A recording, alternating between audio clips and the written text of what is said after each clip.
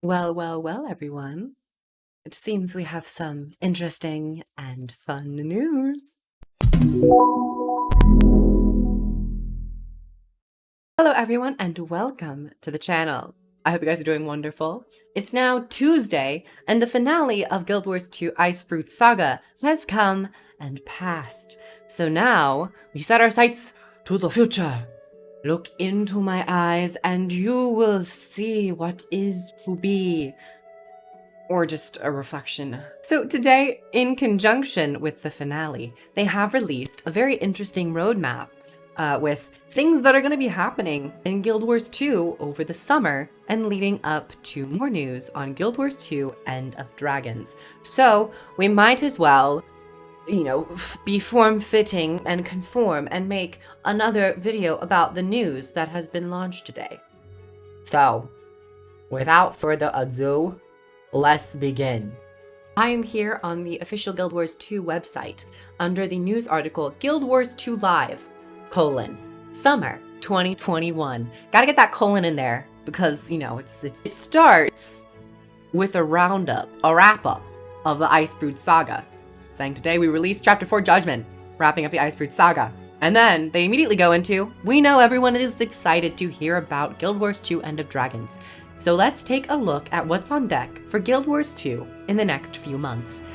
And this basically is a full-on roadmap with dates and exact dates, not like in July, in April, May, June, July. It's like specific dates, which is wonderful to have.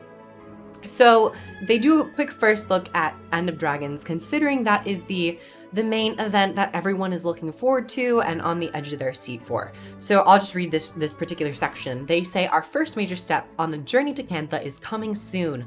On July 27th, join us for a live stream event with a tidal wave, get it, of information about the third Guild Wars 2 expansion, including features, an introduction to the story, a new trailer video, and Elite Specialization beta event information. Super excited for all of that, particularly Elite Specs.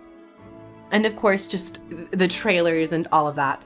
But when I first read this, I was a little sad because I was like, oh, it's so far away. But they are quick to point out, keep an eye on the website and our official channels for more details about the events as July 27th approaches. But for now, save the date. So I read that and I'm like, okay, it seems like they'll start maybe teasing things out. I imagine we'll probably get more information come the month of July. April and May and June will probably just be the summer event. So it's maybe a little bit of ways from what I was maybe hoping for. However, I had to quickly look at myself and be like, Kroof, they need time. This needs to be good. Well, it doesn't need to be good, but it will be good. And more time means polish and planning and all of that. So while I might have been initially somewhat disappointed when comparing it to, say, Path of Fire's announcements and how quick it was, I think we and myself have to realize that these things do take time. Next, they go into the summer roadmap. Directly on May 11th, skills and balance update, which is actually very soon, considering it's almost the end of April. Wow, this year's going by so fast. They say we've taken an in-depth look at the current state of play across the entire game. This update includes changes to boons and conditions, spoiler, retaliation, resistance, and torment, making sure professions can take advantage of these changes, and increasing the viability of several underused elite specializations. We'll be back with a full breakdown of the changes on April 29th, which is in 2 days.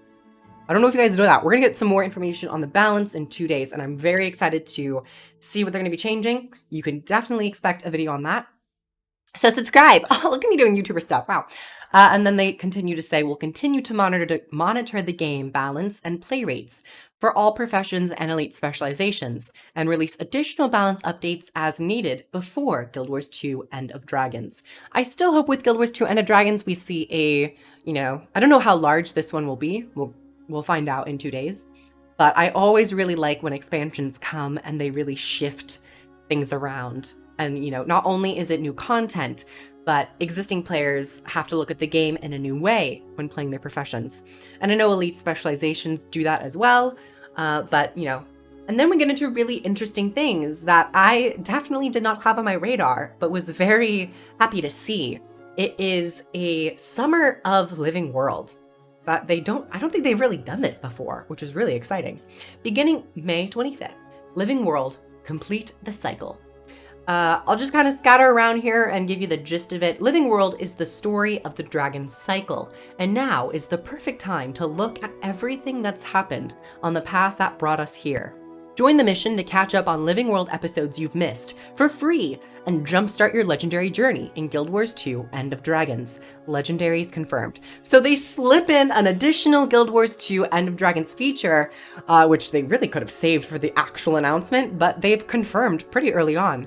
Seems that we're getting 3rd generation legendaries. And I was kind of expecting that, but I would say I was expecting it more for underwater weapons. But from what they've said and the ambiguity and just the generalness of it, it seems like we might be getting a 3rd generation for all weapon types, which will be very interesting. I hope underwater is included in that. But then that, I guess, would be the 2nd generation for underwater. We'll have to see. Starting May 25th, Living World episodes will be in the Spotlight chronologically.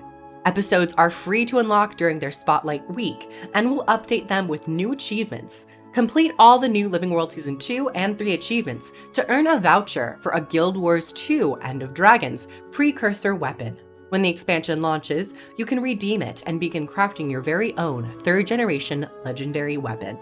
So it seems like not only are we getting content and new achievements and new things to do in older Living World seasons and episodes, but we're also getting a system that we are working towards that will lead into Guild Wars 2 End of Dragons. So people who might be expecting to take a break from the game, you might, be so inclined to do that.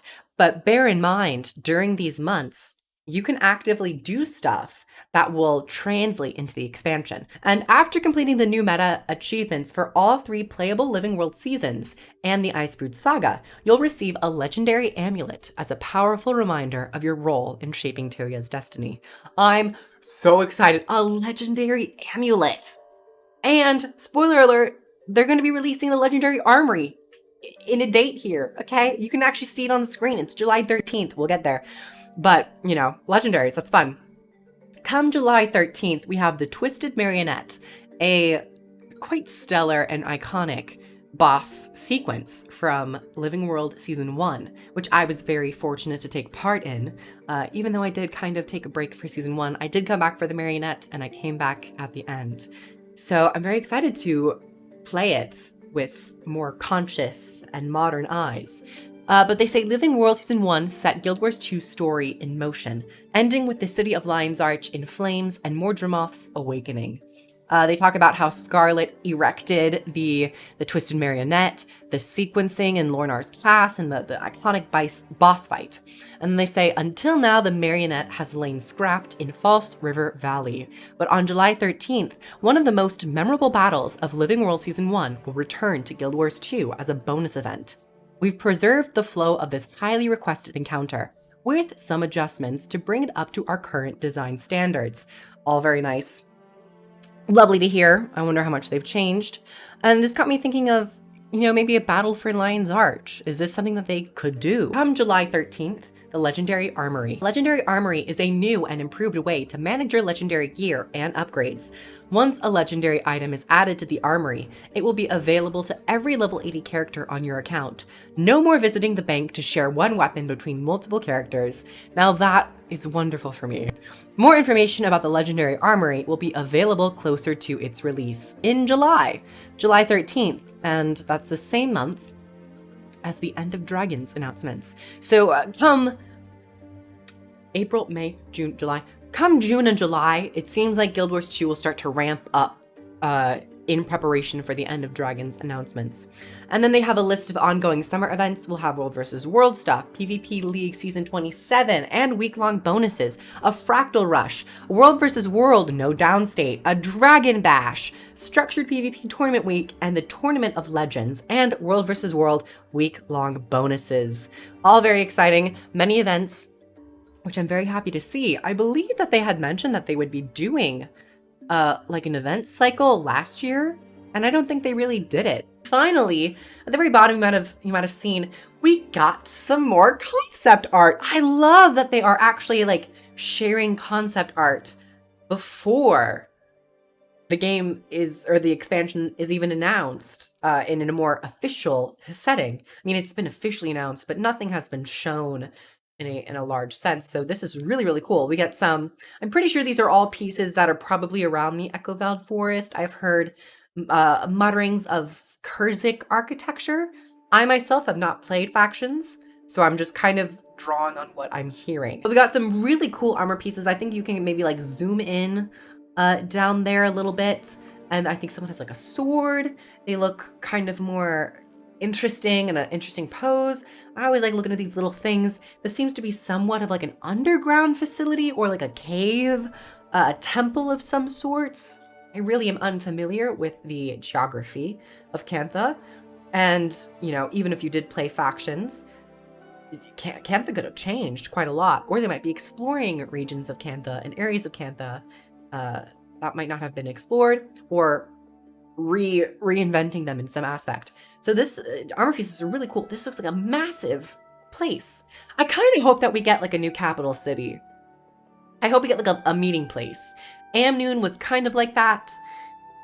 Tarir kind of is like that, but Heart of Thorns really didn't have a place like that. I would love to have like a central hub in Cantha, and I think that this place, it could be a dungeon, it could be a raid, but it could also be like a really whimsical, you know, Echoveld foresty meeting place where there are a bunch of merchants, there's a bunch of services, maybe some crafting stuff, you know, a trainer of some sorts. I don't know what this expansion is going to hold, but so far the concept art has been really beautiful. It's been very interesting to look at, and just something visually to be like, oh yes, they've completed pieces, and I genuinely cannot wait to see all of the concept art that they've been working on, because I'm a concept art fanatic. I love the concept art so much, and I can't imagine how many more armor piece concept art, elite specialization concept art, boss concept art, loading screen concept art, just landscape concept art.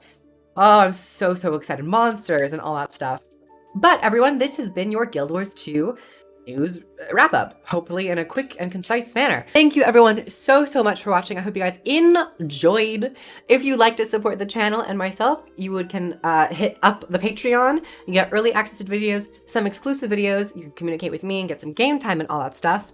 And I hope to see you guys around. Subscribe, like, comment your thoughts about your excitement, your expectations on these announcements. And I will catch you guys in the next one. Bye everyone.